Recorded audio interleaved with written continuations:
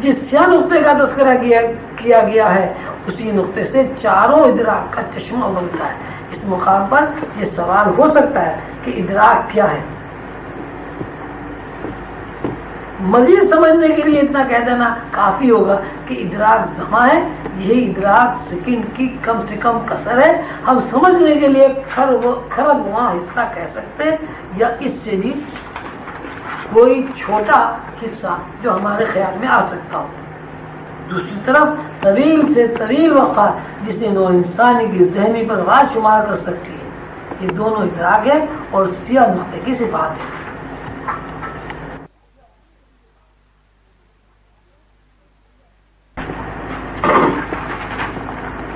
اللہ تعالیٰ نے قرآن پاک میں ارشاد فرمایا ہے، وہ ہے ذات جس نے تمہیں ایک نفس واحدہ سے پیدا کیا۔ یہ نقطہ دراصل ایک ادراک ہے، مطلب یہ کہ اس ایک نقطے میں ساری کائنات موجود ہے۔ اس نقطے کو ساری کائنات کی مائکرو فلم کہا جائے تو یہ بات سمجھ میں آ جاتی ہے۔ اس نقطے میں حرکت، اس نقطے میں الٹ پلٹ اور اس نقطے کا ایک جگہ سے دوسری جگہ ہونا، یہ سب ادراک کا سرچشمہ ہے۔ جب ہم ادراک کے معنی مفہوم پر غور کرتے ہیں تو ادراک کو اطلاع کے علاوہ دوسرا نام نہیں دیا جا سکتا۔ اس کا مطلب یہ ہوا کہ ساری کائنات ایک اطلاع ہے، یہ اطلاعی ہے جس میں گہرائی تنہائی پیدا ہوتی رہتی ہے۔ اس گہرائی کے نتیجے میں لفظ نقطہ الٹ پلٹ ہوتا رہتا ہے اور اس الٹ پلٹ سے ادراک وجود میں آتے رہتے ہیں۔ ادراک کی 4 قسمیں ہیں اور ادراک ایک طرف زماں ہے اور دوسری طرف مکان ہے۔ ادراک کی کم سے کم کسر کو یا چھوٹے سے چھوٹے جزء کو، ایسے جزء کو جس کو الفاظ میں بیان نہ کیا جا سکے اور وہ کسی طرح خیال میں نہ آ سکے، زماں کہتے ہیں۔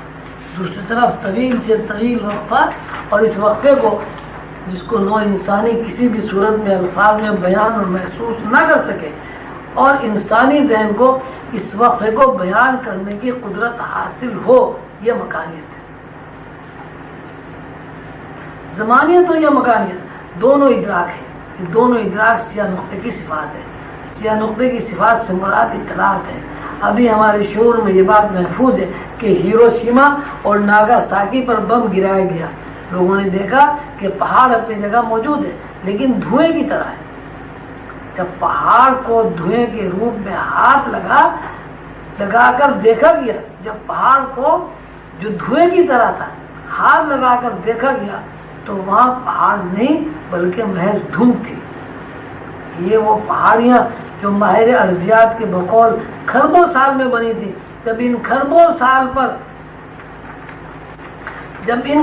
سال پرانی پہاڑیوں پر بم گرایا تو پہاڑیاں ایک سیکنڈ میں اس طرح فنا ہو گئی جیسے ان کا کوئی وجود ہی نہ تھا۔ پہاڑیوں کی جگہ دھوئیں کا نشان باقی رہ گیا جو آہستہ آہستہ اڑ گیا۔ براہ راست طرز کلام یہ روحانی تفکر سے اس طرح کہا جائے گا کہ ایک سیکنڈ کی فنا نے کھربوں سال کی بقا کو اپنے اندر جذب کر لیا۔ یعنی جو چیز کھربوں سالوں میں بنی تھی وہ ایک سیکنڈ میں فنا ہو گئی اور ایک سیکنڈ کی فنا نے کھربوں سال کی زندگی کو نابود کر دیا۔ مطلب یہ ہوا کہ ایک سیکنڈ نے کھربوں سالوں کا احاطہ کر لیا۔ تو ہیروشیما اور ناگاساکی کی پہاڑیوں کا تذکرہ کرتے ہیں تو ہیروشیما کی پہاڑیوں کو کھربوں سالوں کا روپ دے کر بیان کرتے ہیں، یعنی ایسی پہاڑیاں جو کھربوں سال سے موجود تھیں